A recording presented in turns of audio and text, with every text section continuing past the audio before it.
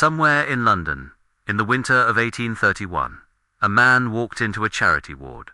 He was well dressed. He carried a leather satchel. The nurses stepped aside when they saw him, because men like him did not wait. Men like him did not knock. Men like him moved through institutions the way fog moves through cobblestone streets.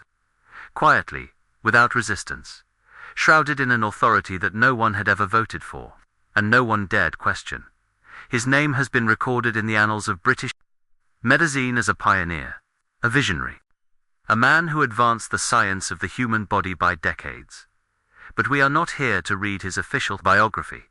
We are here to read the case files of the people who were in that ward when he arrived, the ones who had no satchel, no title, no family, waiting at home to ask questions if they did not return. The ones who entered as patients and were discharged as data. To understand what happened inside those wards, you must first understand the world outside them.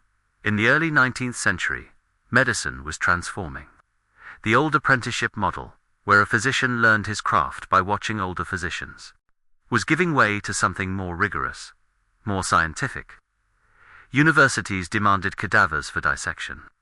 Journals demanded data. The profession demanded proof, and proof required subjects. The question that no one in power was particularly eager to answer was, whose subjects? Because the wealthy did not donate their dead to medical schools, titled classes did not consent to experimentation. Their bodies were buried in churchyards with iron coffin cages over the graves, a device historically documented, designed specifically to prevent the body snatchers, who supplied the anatomists, from getting in, so the anatomists looked elsewhere. They looked at the workhouse. The workhouse was Victorian Britain's solution to poverty. A place where those who could not support themselves, the destitute, the widowed, the orphaned, the chronically ill, were housed in exchange for labour. The conditions were deliberately harsh. Parliament had designed them that way.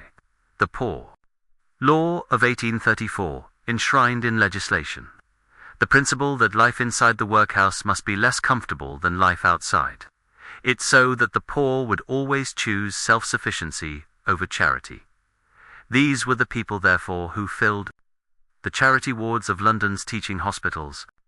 People with no income, no advocate, no legal standing to refuse a physician's instructions. And after 1832, when Parliament passed the Anatomy Act, they had something else taken from them as well. The right to their own bodies after death. The Anatomy Act made it legal for medical schools to claim the unclaimed dead from workhouses for dissection. It was presented as a civilized reform, a solution to the black market in Stalin, corpses that had scandalized Britain after the Burke and Hare murders 4 years prior. What it actually did was give institutions legal access to the poor dead or alive, that they had previously only had informally. The ink was barely dry on the act, when the applications for charity ward observation rights began to multiply. He had excellent credentials. He had studied at Edinburgh, which was then the finest medical university in the English-speaking world. He had published. He had lectured. He had friends on the boards of the city's most respected institutions. His name appeared in the right journals. He was spoken of, in certain drawing rooms, as a man whose future was bright. He was also, by all surviving records, a man with an idea. And ideas, in the early 19th century, were more valuable than ethics, because no one had yet agreed that ethics was a medical concept. The idea was this, that the pathology of certain diseases could only be understood by observing them progress. Inside a living body, that autopsy alone could not answer the questions he was asking. That to truly understand how a toxin moved through the bloodstream, how it corrupted the liver, thickened the blood, silenced the organs one by one, you needed a subject who was still breathing, who was still, technically, alive. The patient, let us call him Thomas, because his real name was never recorded with any certainty, had arrived at the charity ward in November. He was a former dock worker, mid-40s, suffering from what the admission ledger described simply as general debility. He was malnourished. He had no family in the city.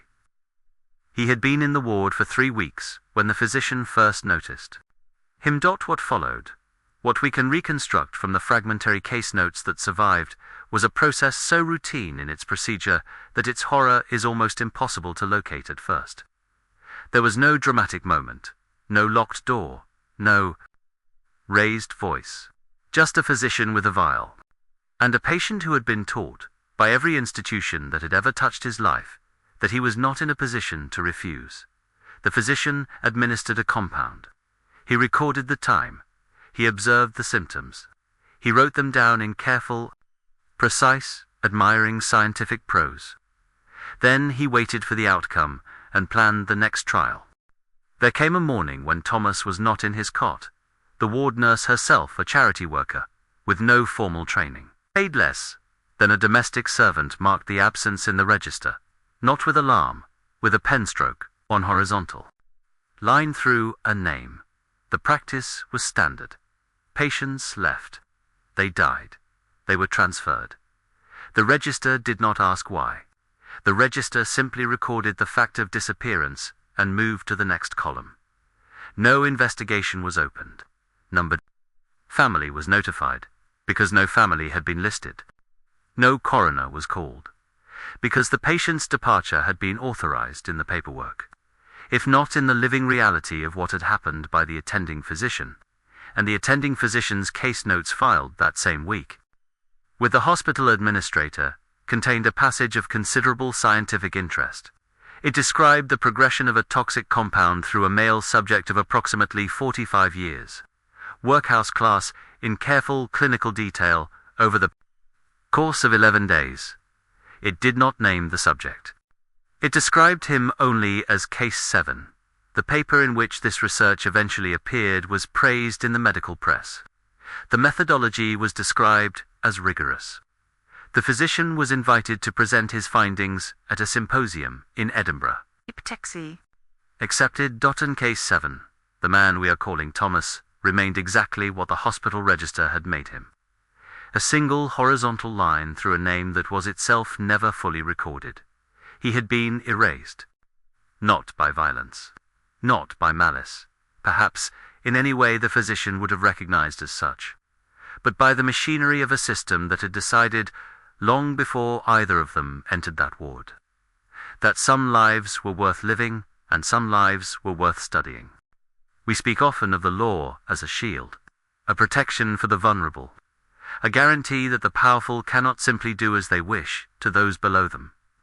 In 19th century Britain, the law was not a shield for the charity ward patient.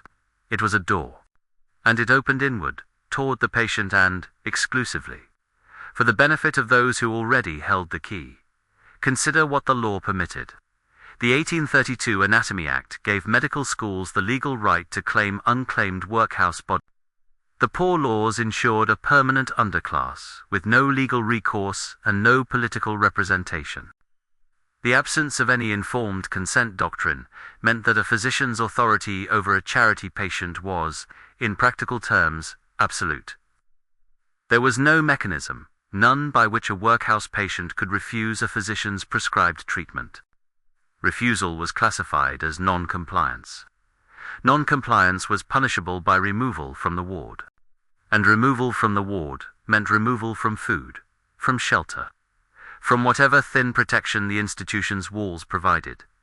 The law did not compel the physician to experiment. It simply removed every obstacle between the physician and the experiment, and consider who benefited from this architecture. Not the patient, not Thomas. Not the hundreds of men and women whose case notes filled the journals of Edinburgh and London without their names attached to a single line of text.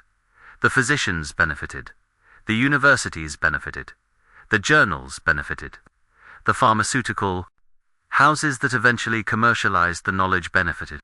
The politicians who championed medical progress as a feature of British civilization benefited even as the civilization they were celebrating was being built, in part, on the unconsenting bodies of its poorest citizens. There is a word that did not exist in 1831, not in any medical text, not in any parliamentary act, not in any physician's case ledger. The word is consent. not because no one had thought of the concept, but because consent, as a governing principle of medical practice, requires a prior acknowledgement that the patient is a full human being whose body is their own, and whose refusal carries legal weight. That acknowledgement was not available to the charity ward patient.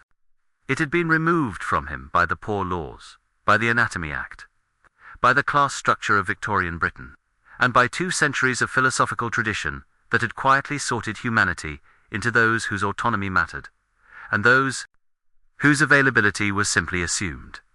The physician did not think of himself as a villain. This is, perhaps, the most important sentence in this film. He thought of himself as a scientist. He thought of his work as progress.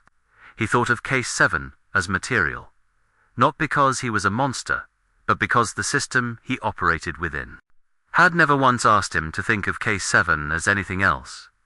The system produced the physician. The physician produced the research.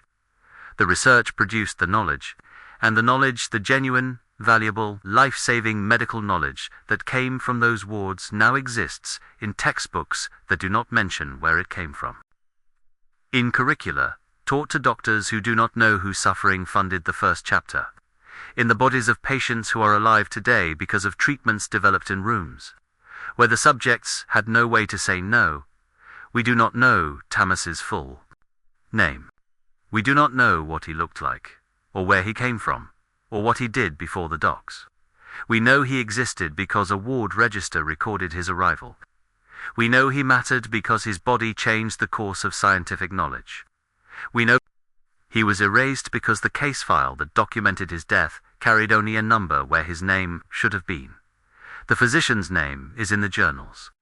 His portrait hangs in some institutions still, and Thomas is a horizontal line through an illegible word in a register that no one has opened in 190 years. If you are watching this, you may be descended from someone in that ward. Someone whose disappearance was processed with a pen stroke and filed away without a second thought. Someone whose name was never important enough to record until now. Perhaps it might be important enough to look for. The silence they built around these people was not an accident. It was an architecture. And the first step to dismantling it is refusing to accept the silence as the answer.